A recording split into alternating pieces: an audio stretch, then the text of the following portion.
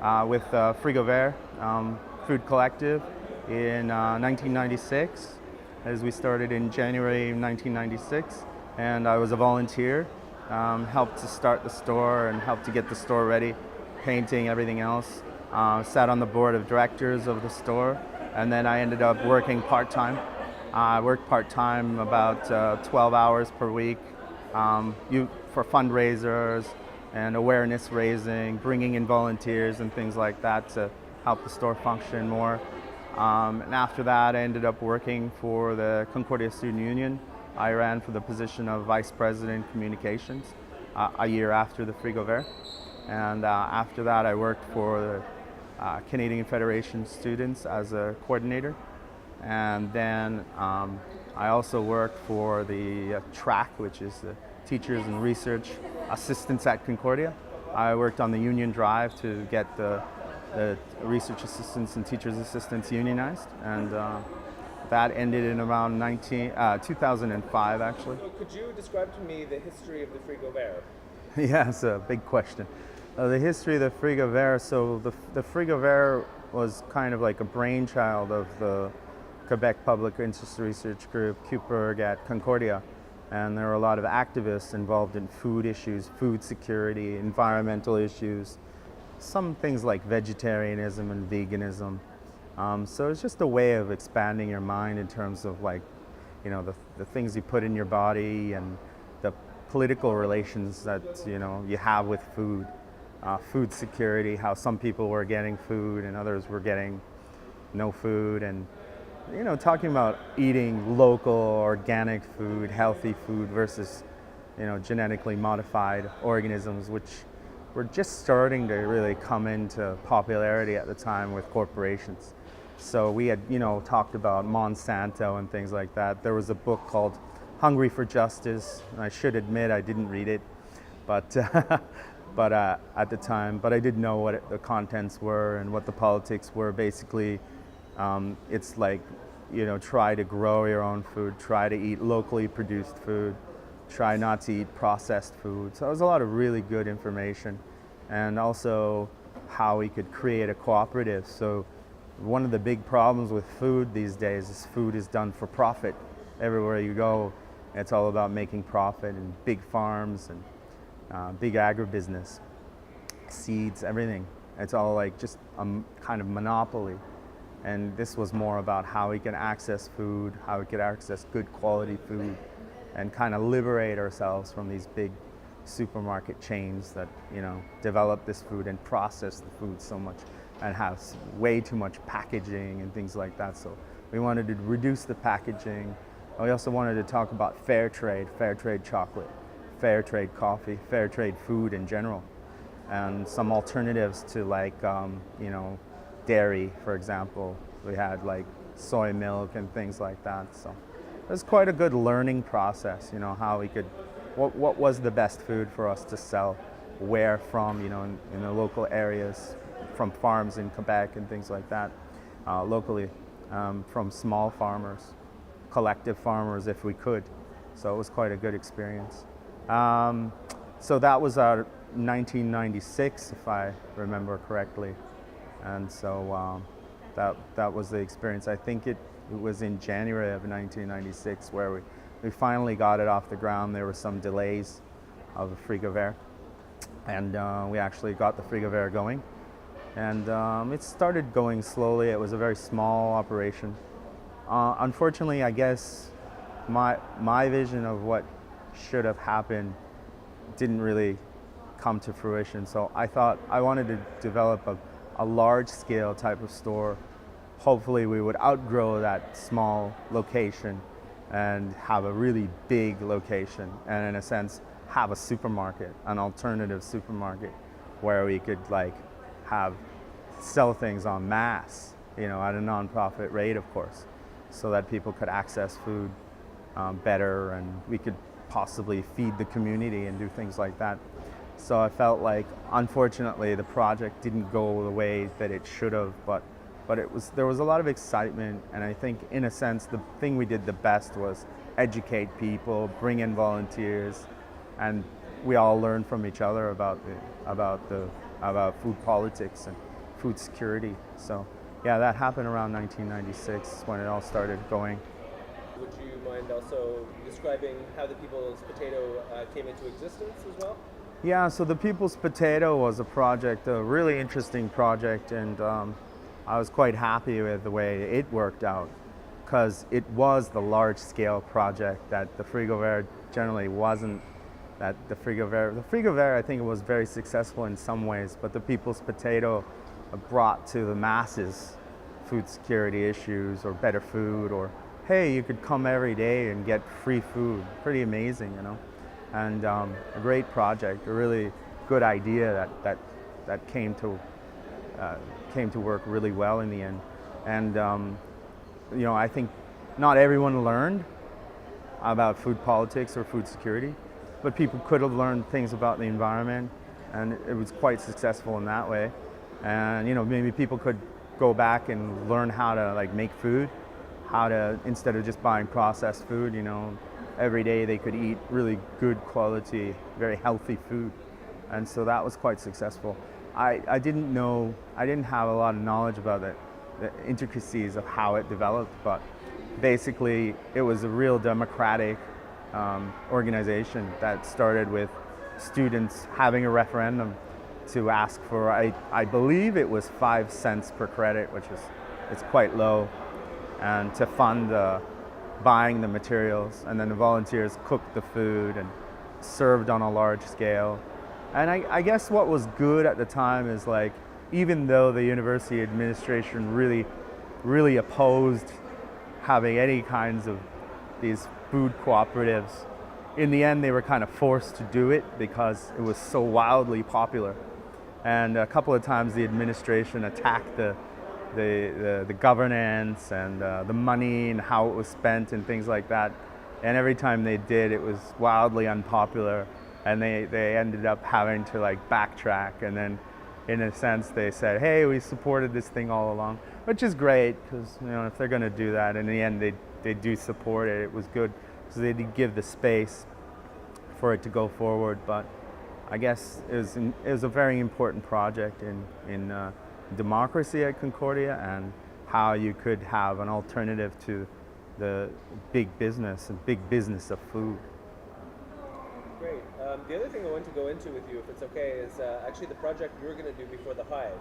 Maybe you could tell the story of how that all took place and what your vision was for all of that, and maybe like with a little bit of context on the time also. Right, yeah, so the Hive space that's there now, what I had envisioned was, I was going to do something that was a little bit different from the other plans, but basically take over the space that was Java and create something that had fair trade coffee, fair trade food, wholesome food, not processed, but made there. The ultimate project was like the food, the coffee would still make money, and we would still make money to pay the staff and everything. But what we wanted to do, what we aspired to do, was to give the workers a big say in how we managed the shop, the coffee shop, and the cafe, and how they would, you know, really connected to making the food, serving the coffee, connected to the customers that were coming in every day, and so that we would be able to maybe teach them about where the coffee comes from, who makes this coffee, you know. And one of the things I want to do with the project was every December have some of the staff actually go to Mexico, where we were buying the fair trade coffee, go on the farms, participate on the farms, to have that real connection. And then when they come back here, they can tell the students, this is how we farmed it, this is how they farm it, this is how they bring it here, and why is fair trade good? What do those people live like? You know, what's the difference between getting fair trade wages and not? So, like, make a real connection and try to do not so much in-your-face education as an education where there would be all kinds of posters around and people could have workshops. And one of the big things that I wanted to do was have like live music, so that people can participate and have some shows and art shows. There's so much space there, you know, so many walls that you could have all kinds of art galleries and people could show something, fair trade art or something like that. They could sell those things. Just like a community space where like Java U was it was straight up, let's make money. Let's make as much money as possible. And it was a long time ago, and you walk in there and you buy a sandwich and a drink and it's $10. And it was a long time ago, and usually it was like $7 or $6, and the staff was getting paid just minimum wage, whatever they could get away with. And it was not a community space at all. And I feel one of the greatest disasters at the Concordia Student Union was giving up that space, that prime space that could have been great community space, and selling it out. Basically, the CSU president basically sold out the students and sold out to this corporation. It wasn't a big corporation at the time, but you can see it now. It's in the airport. When I came to the Montreal airport now, I see Java U, and so it's a massive corporation. And I think that was a big disaster and a mistake. And it was a progressive president and a progressive CSU student union that basically, for $60,000 a year, gave up a prime space that we could have used to have better issues of food security and everything else. And it was a really unfortunate thing that happened. So I wanted to kind of turn the tide, and it was going to be a great experiment. And I'm really glad to see what has ended up happening. It's a little bit different than maybe my plan, but it's nice to see. Nice to see that it was successful after so many years. Could you actually tell us why your plan didn't come into existence? Well, the plan didn't come into existence because Is it okay if we go into the story? Oh, yeah, sure, no problem. Okay, so could you tell us why the plan eventually didn't come into existence? The plan didn't come into existence because there were a lot of political issues. So the CSU at the time was, I don't know how we could describe them, let's just say not progressive at all, quite conservative. I mean, they pretended to be, progressive, and, because that's the way you could keep power, but basically they didn't want to have anything to do with anything progressive coming in there, so they did everything they could, all kinds of dirty tricks to keep it from happening, and they were quite successful because, combined with Java U, they had a lot of money to fight for a long, long time, and a lot of legal battles and issues like that. So, I mean, there were legal things that kept it from happening. There were threats of lawsuits from Java U threatening to sue CSU if they didn't allow them to continue there. A lot of dirty tricks, and I think they were willing participants in that, that action to keep anything progressive out of that space. I think the biggest fear was that our students would get politicized in a space that was apolitical. So you had the administration, the conservative, super conservative administration, and super conservative Concordia Student Union, and a huge corporation getting all together, as a deadly trio to stop any kind of progressive things manifesting itself in that space, because they fear the politicization of students, and students waking up and realizing there was some culture to be developed in spaces like that, and that we could take control of food, take control of coffee, make sure things were fair trade. The student union did cave in and say that in the end that Java U could only stay in there if they had fair trade coffee, and in a sense there was a victory there. I don't think it was a big victory, but at least we did force their hand in that sense. Do you think you could describe the Concordia's relation with multinational corporations during that time?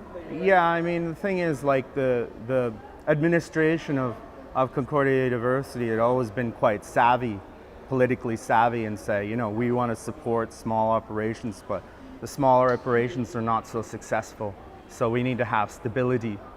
And so they've always supported like a Chartwell's or a Marriott or something like that, because it was easier for them. They didn't have to work hard, but at the same time, they don't, as I said before, the administration didn't really want students to be politicized or to be educated in terms of like progressive politics related to food, because the administration basically, they work for the Board of Governors, and the Board of Governors is just stacked with big people from big corporations, have absolutely no connection to progressive politics.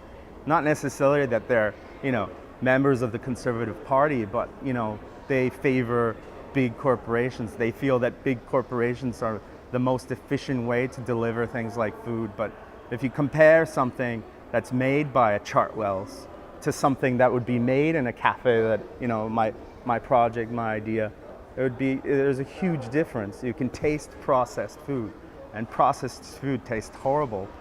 You taste the French fries or the hamburgers, they just taste horrible, and this is processed, this was made in some place. I mean, Chartwell's and other companies like that, prison labor and things like that, the people that are making that food have no real connection other than they're doing it because they have to, or they're doing it to get money. It's not because they love food or they want to do this to make people happy and, connect them with food. So, the corporations and the administration, they're basically working hand in hand because they believe in the same things. They don't really have any vision of the future where, we could challenge food for profit and the quality of food and things like that, and make the quality of food better at the same price, to pay people fair wages and things like that. They're not interested in that at all. It's not something that they want, not their goals. Great. The other thing I wanted to ask you about is a little bit more general now. I was wondering if you have an opinion or I guess because you've done a lot of work on this, what is the role of multinational corporations within a public institution like Concordia? I think the role of a multinational corporation, what is the role? I don't think they should have any real role. They have a central role in this university. They have a central role in all the universities in Concordia, and it was a corporate takeover that started probably around 20 years ago. And they had a plan to corporatize the campuses and pacify the campuses to make sure that there wasn't democracy happening on campuses, because it's a challenge to their power.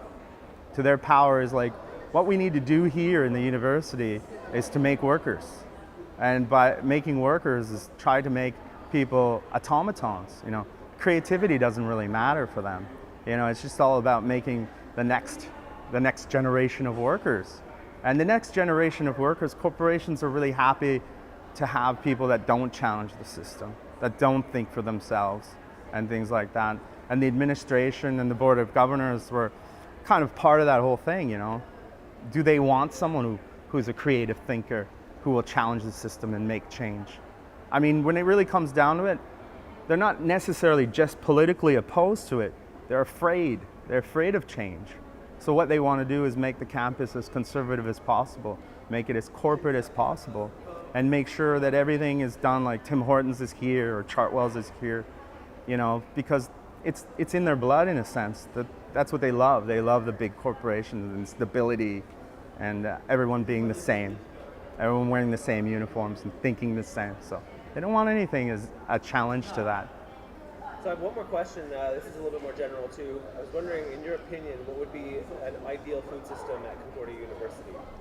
Well, ideal food system would be local food, organic when it can be, non-processed.